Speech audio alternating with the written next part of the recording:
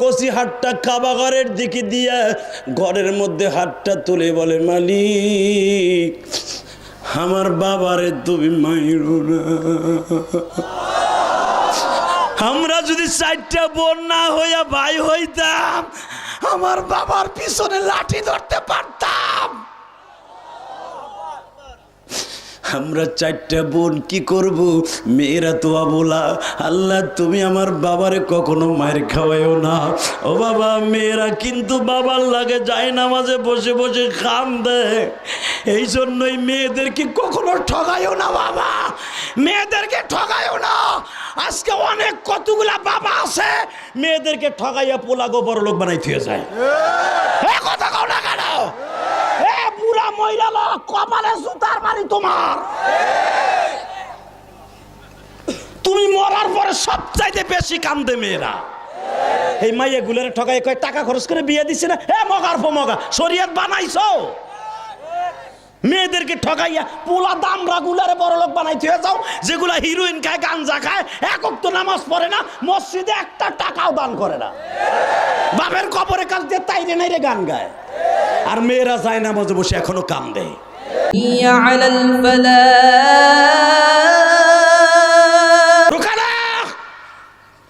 মোহাম্মদ তেজকে দেখায় দিবি।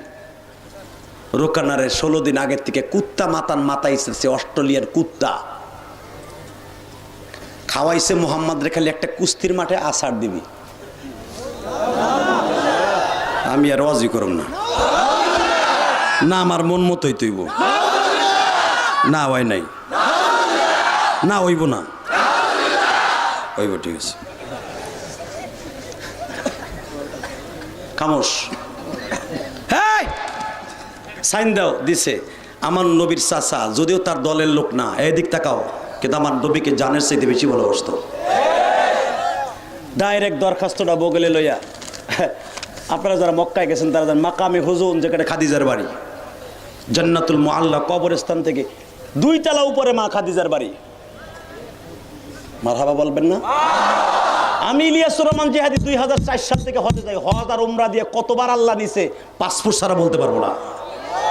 আমি কারো টাকায় হজে যাই না, আমি কোনো ট্রাভেলসের মালিক না, আমি কোনো লাখ সাথে করে নিয়ে যাই না। আল্লাহ আমাকে তৌফিক দিয়েছে, তাই প্রতি বছর যাই। শুধু এই বছরও তো নিবন্ধন ছিল, যেতে পারলাম না করোনার জন্য। মাননীয় প্রধানমন্ত্রী আমাদের গোপালগঞ্জের অন্তত 100-র উপরে হাজিদেরকে সে বাংলাদেশ থেকে হজে নিয়েছে। গোপালগঞ্জের ভিতরে ছিল 58 জন, তার ভিতরে আমার নামও ছিল। আমি সরকারি খরচে যাই নাই, আমার টাকায় আমি গেছি। আমি সেই ইলিয়াসুর রহমান জিহাদি। আমি বলছি না, আমি আগে নিবন্ধন হয়েছি, আমি যাবো না সরকারি খরচে। হে মুসলমানের পোলা, এদিকে তাকান। আবু তালেব দরখাস্তটা এইভাবে নিয়ে বগলে বেড়ে গেছে। তখন আমার নবী ঘুমাচ্ছে। এখন রাত 11:15 বাজে, ধরেন এই টাইমেই গেছে আমার নবীর বাড়ি। আমার নবী তখন ঘুমাচ্ছে। মা খাদিজার দরজার কাছে দাঁড়ায় দাঁড়ায় ঘুমাইতেন। মহিলার গোষ্ঠী, ওয়াজ শুনতে আইছো, তোমার অন্য লোকের সাথে ফ্রেন্ড করে, অন্য লোকের সাথে বন্ধুত্ব করে তোমার স্বামীর বিরুদ্ধে ষড়যন্ত্র করো। যেই মহিলা একটা দিন স্বামীকে রাত্রে খুশি করে বিদায় নিতে পারবে, মা খাদিজার সাথে জান্নাতে যাবে। মা খাদিজা কোনোদিন কোনো কোরআন হাদিসে দেখাইতে পারবে না কোনো মূর্তি। আমি ইলিয়াসুর রহমান জিহাদি বললাম যে মা খাদিজা দিনের বেলা সারা রাত্রে ঘুমাইছে, সারাটা রাত আমার নবীর খাদিজা পাহারা দিত। খান খাদিজার বাড়ির চারিপাশ দিয়ে অস্ত্রের ঝনঝনানি শোনা যাইত। মা খাদিজার বাড়ির দরজা ছিল পিতলের। এই পিতলের দরজার কড়া কখন কে নাড়াচাড়া দিয়ে বলে তোর স্বামীর এখন হত্যা করব। স্বামীর পাহারা দেওয়ার জন্য পৃথিবীর মক্কা মধ্যপ্রাচ্যের ভিতরে সবচেয়ে বেশি ধনট্ট মহিলা ছিল মা খাদিজা। মা খাদিজার বর্ণনা করলে তোমরা চোখে পানি রাখতে পারবে না। বুখারী হাদিস আছে, মা খাদিজা একটা 3 পিস বানাইলে, রাসূলের সাথে বিয়ে হওয়ার আগে আরো 3টা বিয়ে হয়েছে খাদিজার। ওই স্বামীদের ঘরে এক একটা স্বামী 100 ভরি স্বর্ণ দিয়ে মা খাদিজারে নিছে।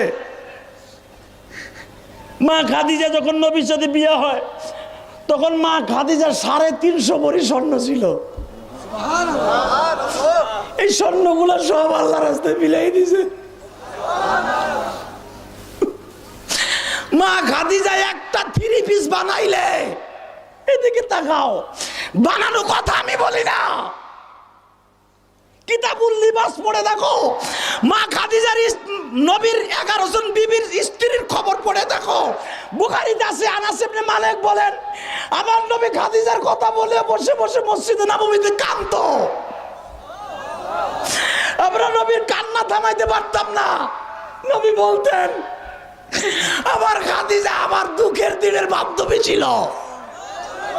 ও জাবির, আজকে আমার খাদিজা পয়সা থাকলে আমার মক্কার থেকে মদিনায় আসা লাগতো না।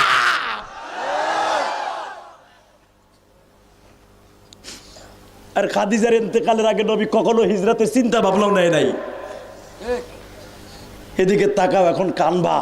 মা খাদিজা একটা 3 পিস বানাইলে, মহিলার গোষ্ঠী স্বামীর এবিলিটি নাই, তারপরও চাপ দিয়ে তুমি গহেনা বানাও, 3 পিস বানাও, আল্লাহর আদালতে বিচার হবে, বিচার হবে, বিচার হবে।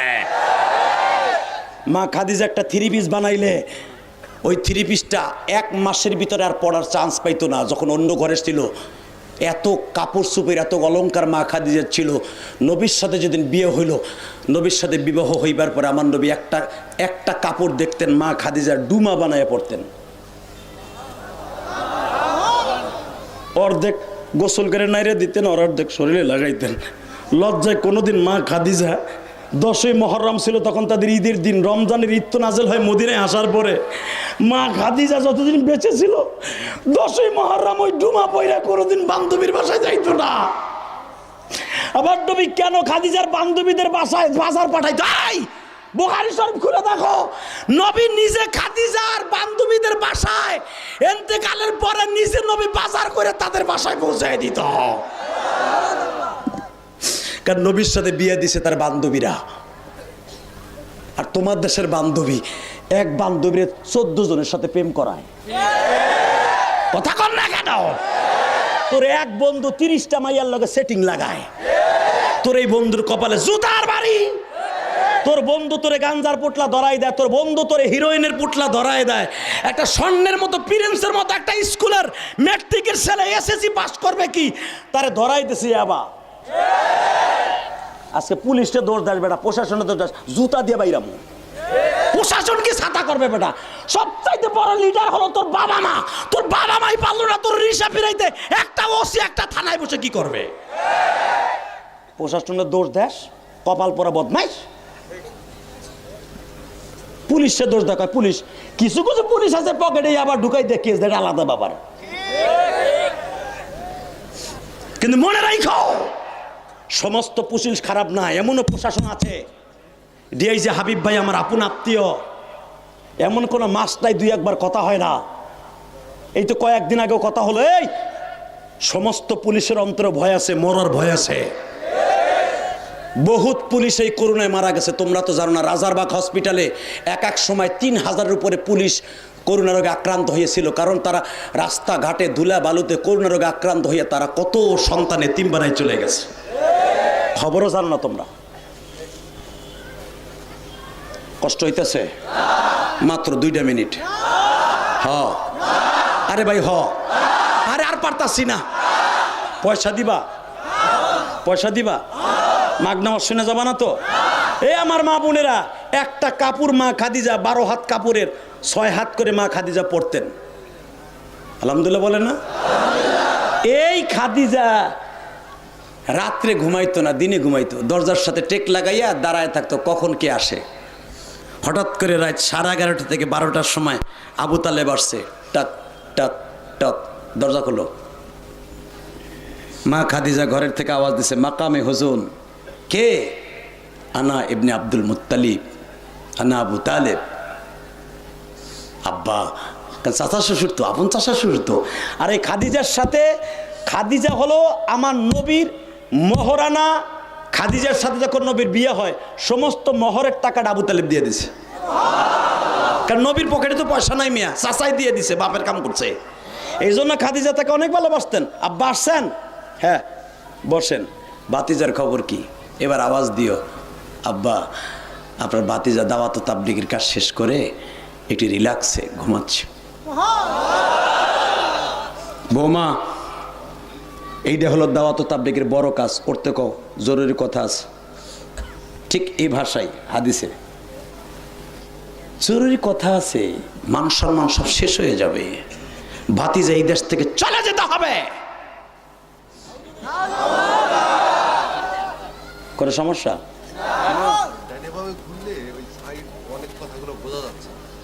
এটা তো মাউতের সমস্যা। আমি তো যদি একভাবে কথা বলি আমার ঘাড় ব্যথা হয়ে যাবে, আর আপনাদের মাইকে আমার ভোল্টেজ নিয়ে পারে না। আল্লাহ কবুল করেন, জোরে করে আমিন। আসলে যারা কথা বুঝে না এরা তো চলেই যাবে, ঠিক না বে ঠিক? আচ্ছা, আমি চেষ্টা করবো আপনাদের একবারে মুখ লাগায় কথা বলতে, ইনশাল্লাহ। বলেন আল্লাহু আকবার, জোরে বলেন তো দেখি। যুবক, কোন নেতার পিছনে ঘোরস? দেখ তোর নেতা কারে কয়। কোরআন এমনি এমনি দেওয়ানগঞ্জ পর্যন্ত আসে নাই। বহুত রক্তের বিনিময়ে সংগ্রামের মারফতে কোরআন এই দেওয়ানগঞ্জ পর্যন্ত এসছে, ওই গোপালগঞ্জ পর্যন্ত গিয়েছে, ওই মানিকগঞ্জ পর্যন্ত গিয়েছে। বহুত সংগ্রামের মাধ্যমে যার গায়ে জীবনে মশামাছি পড়ে নাই, হের বিরুদ্ধে কালকে রোকানের সাথে কুস্তি হবে, না পারলে দেশ ছাড়াই দেবে। বৌমা মোহাম্মদের ডাক দাও না, এই কথা বলতে না বলতে আমার নবী উপরের থেকে নামতাছে। খাদিজা মনে করছে আমার স্বামী ঘুমাচ্ছে, আমার নবী সামনে দাঁড়ায় বলে, শোনেন আর একটা মজেজার কথা আপনাদের বলি, সারা জীবন মনে রাখবেন। আমার নবী ঘুমাইলে কোনোদিন এই চুলগুলা এলোমেলো হতেন না। আমার নবী ঘুমাইলে ঘুম থেকে ওঠার পরে একটা মানুষের মুখে বদগন্ধ হয় না? এটা রাসূল নিজেই বলেছেন যে আমার উম্মতের মুখে বদগন্ধ হবে, এমনকি আমার আবু বকরের হবে, কিন্তু আমার আল্লাহ আমার মুখে কোনোদিন বদগন্ধ দিবে না। আমার নবী ঘুমের থেকে উঠলে, নবীর চুল ছিল তখন ঘাড় বাবরি। এই ঘাড় বাবরি যদি আপনার আমার হয়, চুল একটা যাবে গুলিস্তান, একটা যাবে গুলিস্তান, একটা যাবে যাত্রাবাড়ি। কথা কন না কেন? মনে হবে একটা পাগল ঘুমেরতে উঠছে, কিন্তু আমার নবীর চুলগুলা জিবরাইল নিজেই শীতে কেটে রাখতেন। আমার নবীর মাঝখানে শীতি ছিল, মাঝখানে, পাশে না, মাঝখানে। এই জন্য মাঝখানে শীতি কাটা মহিলাদের মতো সুন্নাত রাসূল। এই জন্য যাগো চুল বড় তারা কাটবে, কিন্তু যারা ছোট চুল এরা পাশে কাটবে, এটা নবীর সুন্নাত। বোঝেন না আমার কথা? এখনের পোলাপান তো আয়ুব বাসুস আছে, হাতের মধ্যে বেরি, জাহান্নামের বেরি, কানের মধ্যে দুল, মনে হয় হাফ লেডিস রাতারাতির ভিতরে হিজলা হয়ে গেছে গা। কথা কম না কেন? কি একটা আশ্চর্য ধারণার ডেন্ডি খায়, ডেন্ডি কি আছে এর মধ্যে আমি নিজেও জানি না। কথা কম না কেন? এই খাইস না ভাই, তোর পাও ধরছি, খাইস না, এগুলো খাওয়ার ভিতরে কোনো বরকত নেই। নবীর সামনে আসার পরে আমার নবী বলে, চাচা আগামীকালকে আমার সাথে কুস্তি হবে, আমি না পারলে এই দেশ থেকে তাড়াই দেবে। হবাতি যা, তুমি কেমনে জানো? নবী কোরআনে আয়াত পড়তেছে, মা ইয়ানতিকু আনিল হাওয়া ইন হুয়া ইল্লা ওয়াহয়ুহা। চাচা আপনাকে মানুষে জানাইলে জানে, আর আমার জিবরাইল জানাই দেয়। চাচা আপনার কাছে এক কপি আসছে না দলিলের কহা, এই যে আমার কাছে ডুবলেট আর এক কপি। আবু তালেব তখন বলে, ভাতিজা তুমি কি পারবা বাবা? এখন কানবেন। কি কইছে? আপনার গুণা নিয়ে বাইতে যাইতে হবে, আপনি গুণা নিয়ে বাইতে যাবেন না, আমি গ্যারান্টি দিলাম।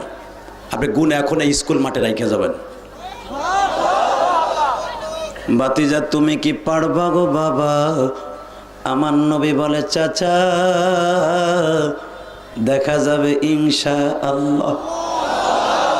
আমি জীবনে কাউকে একটা চটকানি মারি নাই গো চাচা,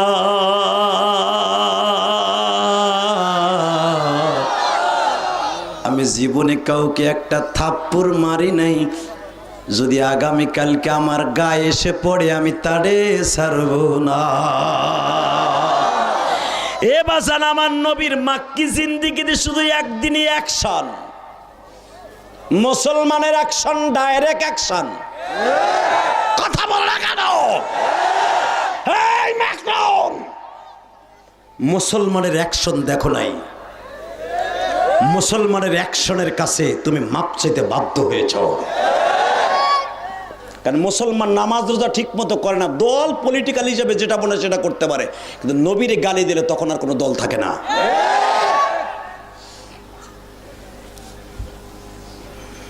চাচা আগামীকালকা যান। ভাতিজা এটা কিন্তু আমাদের বংশীয় মান সম্মান। ইলাফি কুরাইশিন ইলাফিহিম রিহলাতাশ শিতাই ওয়াস সাইফ, এটা কুরাইশ বংশের ঐতিহ্য। পারবা তো বাবা? নবী বলে, দেখা যাবে কালকে ইনশাআল্লাহ। চাচাই চলে গেলেন বাবা। সকাল হয়ে গেল, বিশ্বনবী কিন্তু জায়নামাজ থেকে এখন ওঠে নাই। এ দেওয়ানগঞ্জের যুবক ভাইরা,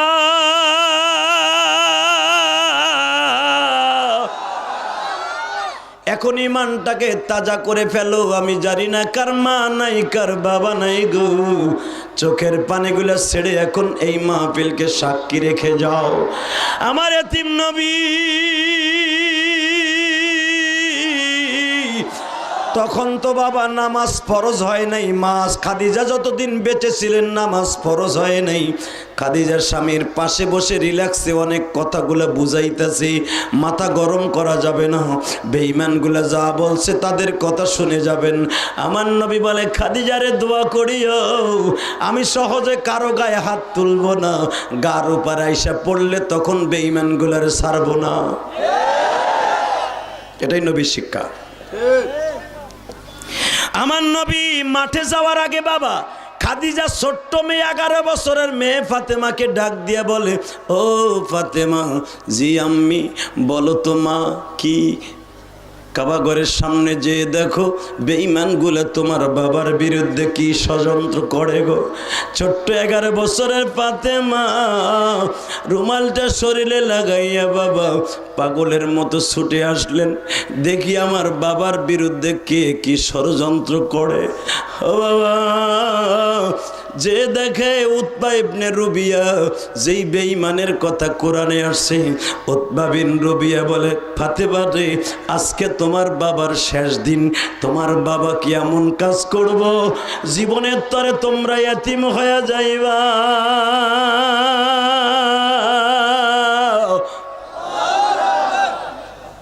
ফাতেমা ছোট্ট মানুষ দৌড়িয়ে বাসায় গেলেন, জিজ্ঞেস করলেন, মা খবর কি? বাবা তুমি একটা কথা কও, তুমি কি নবী না? কয় হ্যাঁ। ও বাবা তুমি কি একটু বরদোয়া করতে পারো না? না মা, আমি কারোর জন্য বরদোয়া করি না।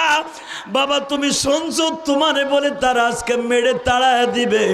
আমার নবী বলে, মা দুনিয়ায় এমন কোনো মানুষ জন্ম নেয় নাই তোমার বাবারে মাইরে তাড়ায় দিবে। মা তুমি দোয়া করিয়া, মনে রাখেন বাবা মেয়েদের দোয়া কিন্তু পুরুষের আগে কবুল। আল্লাহু আকবার বলো। মেয়েদের দোয়া কিন্তু অতি তাড়াতাড়ি কবুল হয়। ফাতেমা তো বাজান আল্লাহর কুদরতি একটা ধাতু দিয়ে বানানো ফাতেমা। আল ফাতিমা তু সাইয়্যিদাতু নিসাই আহলিল জান্নাহ, আল ফাতিমা তু বুযআতুম মিন্নি। বিশ্বনবী বলে ফাতেমা আমার শরীরের একটা গোশতের টুকরা। আল্লাহু আকবার জোরে বলো। আমার ফাতেমা সমস্ত মহিলাদের জান্নাতের লিডারিনী। আল ফাতিমা তু সাইয়্যিদাতু নিসাই আহলিল জান্নাহ, আমার ফাতেমা সমস্ত মহিলাদের জান্নাতের সর্দারিনী। ও বাবা, জান্নাতের সর্দারিনী যখন শুনলেন আমার বাবারে মারবে, নবীর কাছে যখন উপস্থাপন করলেন, আমার নবী বললেন, মা তুই টেনশন করিস না, তুই খালি দোয়া কর। ছোট্ট কচি হাতটা কাবা ঘরের দিকে দিয়ে ঘরের মধ্যে হাতটা তুলে বলে, মালিক আমার বাবারে তুমি মাইরো না।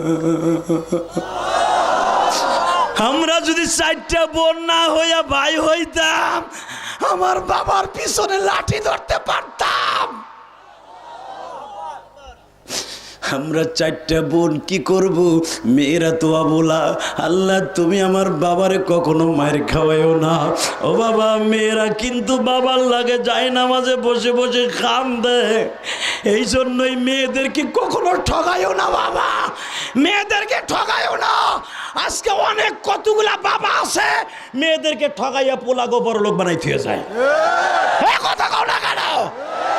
বুড়া মহিলা কপালে জুতার বাড়ি তোমার। তুমি মরার পরে সবচাইতে বেশি কান্দে মেয়েরা। এই মাইয়া গুলের ঠগাই কয় টাকা খরচ করে বিয়ে দিচ্ছে না, মগার মগা শরীয়ত বানাইছো। মেয়েদেরকে ঠগাইয়া পোলা দামরা গুলারে বড় লোক বানাই থিয়ে যাও, যেগুলা হিরোইন খায়, গাঞ্জা খায়, এক ওয়াক্ত নামাজ পড়ে না, মসজিদে একটা টাকাও দান করে না, বাপের কবরে কাল দিয়ে তাইরে নাইরে গান গায়। আর মেয়েরা যায় না মাঝে বসে এখনো কান্দে। কষ্ট হয়। 2 মিনিট মা তুই দোয়া কর। কেবল ফাতেমা হাত তুলছে। ও বাবা, মেয়েদের দোয়া দেখেন কারে কয়। নবী তাড়াতাড়ি হাতটা টাইনে নামাইছে। মা তোমার দোয়া করতে হবে না, মা তোমার দোয়া করতে হবে না, তুমি তোমার বাবার জন্য খালি থাকে সাথে থাইকো, তোমার বাবাকে আল্লাহ সাহায্য করবে। তুই বরদোয়া করলে মক্কায় আগুন লেগে যাবে মা, আগুন লেগে যাবে। আল্লাহু আকবার জোরে বলুন তো, আল্লাহু আকবার জোরে বলো। আপনাদের জানা আছে বাবা, বিশ্ব নবী জাবালে কাবার দক্ষিণ পাশে ওই জায়গাটা এখনো আছে যেখানে জিন্দা মেয়ে দাফন করতো। এ বাজানি কানে একটা আঞ্জুমান হোটেল আছে, এর পাশে দেখবেন এখনো খালি জায়গাটা পড়ে আছে। এই জায়গাটা হেরেমের মধ্যে এখনো নেয় নাই। আমার নবী সবে মাত্র মাঠে ঢুকেছে, রোকানা আগের থেকে বসে আছে। ওই মাঠের মধ্যে বড় বড় নেতারাও বসা, আবু জেহিল, উতবা, সাহেবা, মুগিরা, হারেস, নজর বিন হারেস, ও বাজান আবুল আহাব, এই বড় বড় বেঈমানগুলো আগেই বসা। হুজুরের চাচা আবু তালেবও বসা, হামজাও বসা, আব্বাসও বসা, হারিস বসা, হাজল বসা, মুকাইদ বসা। মুকাইদ, আবুল আহাব, আবু তালেব, হামজা, আব্বাস। আল্লাহু আকবার জোরে বলো। সবাই বসা, হুজুরের 9 জন চাচা বসা। রোকানার সামনে আমার নবী মাঠে যাওয়ার আগে জিব্রাইল জাবালে কাবার উপর দাঁড়ায় বলে, যেই পাহাড়ে ইব্রাহিম আলাইহিস সালাম প্রথম দাঁড়িয়ে ইসমাইলকে আদর করছিলেন। এনাদার সাবজেক্ট এখানে বলার সুযোগ হবে না, আমি শুধু বলতে চাই এই পাহাড়ের এখানেই আমার নবীর সাথে কুস্তি। আমার নবী দাঁড়ানোর আগেই জাবালে কাবার উপরে জিব্রাইল দাঁড়ায়, এদিকে তাকা, এই পাহাড় থেকে পাহাড় নিয়ে নিয়ে ইব্রাহিম আলাইহিস সালাম কাবা ঘর বানাইছে। এখানে তুই দাঁড়ায় জাবালে কাবা, যেটা যেই পাথরগুলা কাবা ঘরের সাথে আছে, এখানে ওই কাবার মালিক যারে ভালোবাসে তারে আছাড় মারবি।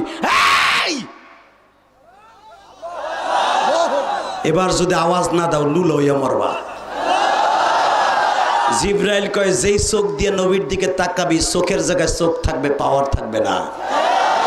যে হাত দিয়ে হাত বাড়াবি, হাতের জায়গায় হাত থাকবে, তোর হাতের পাওয়ার থাকবে না। যে পাও দিয়ে একবার তাকাবি, পার জায়গায় পা থাকবে, পার শক্তি থাকবে না। রোকানা ডিসিশন নে, কি করবি? রোকানা কয়, মাফ হোসাই, দোয়া হোসাই,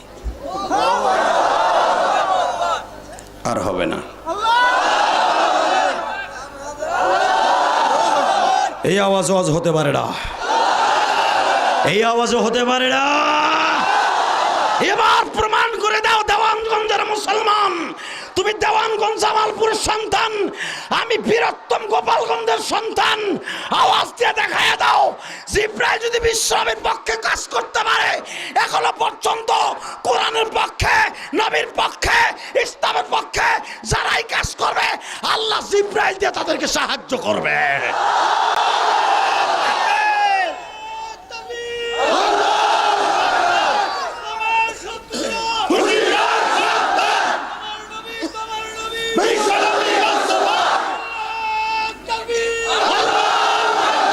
তাকান এই দিকে, আমার নবীর জীবনের এক ফার্স্ট অ্যাকশন যেটা নবী শিখাই গেছে। এই রুকানো, হাম্মে মুবারিজিন, পুরা নেতাগুলারে দেখায় দে মুহাম্মদ সাল্লাল্লাহু আলাইহি ওয়াসাল্লাম আব্দুল্লাহর পোলা সেই দেশে ভাইসে আসে নাই, আমারে দেশান্তর করাই দিবি। হ্যাঁ, রুকানো কয়, উনজুর আলাল জাবাল, পাহাড়ের উপরে তাকান। নবী দেহে মাথা আসমানে, পা জমিনে। জিবরাইল বইরিস, জিবরাইল তুমি কি জানো, চন্দ্র দুখণ্ডিত করতে যাইয়া আমারে জাদুকার বানাইছে। আজকে যদি ওর বল শক্তি কমায় দাও, কবে আর এক জাদু দিছে, তুমি তাড়াতাড়ি ওর শক্তি ফিরে দাও, আমি ওর একটা আছাড় দেই। জোরে জোরে জোরে জোরে জোরে। আল্লাহর কুদরত বোঝা যায় না, শক্তি ফিরিয়ে দিলেন। আমার নবী দেখেন বাম হাত দিয়ে দিকে তাকান, হাদিসে আসছে বাম হাত দিয়া রোকানার পাজরের হাড্ডির উপরে একটা থাবা দিলেন, ওর পুরা সিনার ভিতরে ধরে একবারে মাথার উপরে উঠে ফেলছে। নবী রোকানার চরকির মতো ঘুরাইতেছে। আবু জেহেল জাবালে কাবার চত্বরে বসে, এখনো পর্যন্ত এই জায়গাগুলো পড়ে আছে মুসলমানের পোলা। হয়তো সৌদি গভর্নমেন্ট পরিচয় করতে দেয় না, শিরক করবে বিদায়। 2004 সালে আমি দেখেছি, এখনের কাবার 2004 সালের কাবা ফার ডিফারেন্স। আমি ইলিয়াস রহমান জেহাদি চোখ দিয়া, কারণ কোরআনের ম্যাপ নিয়ে গেছি, আমি হাদিসের ম্যাপ নিয়ে হজ করতে গেছি জীবনের প্রথম। ওই জায়গাটা আমি দেখেছি, ওই স্থানগুলো তখনও ছিল আলামত হিসাবে।